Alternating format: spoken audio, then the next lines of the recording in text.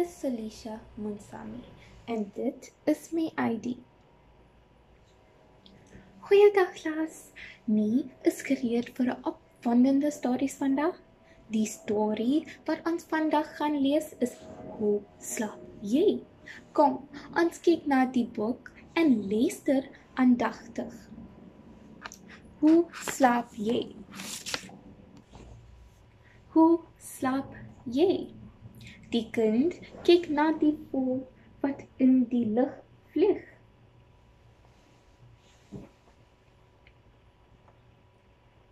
Hoe slaap jy, voël? Ek vlug in my slaap. Hoe slaap jy, vleermuis? Ek slaap ondersteboel.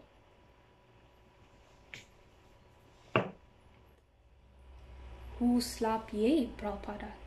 Ek rus op my see. Hoe slaap jy, seerkat?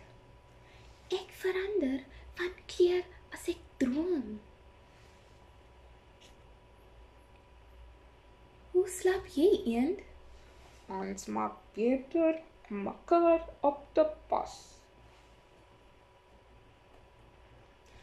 Hoe slaap jy, klein eeltjie? Ek slaap op my gesig.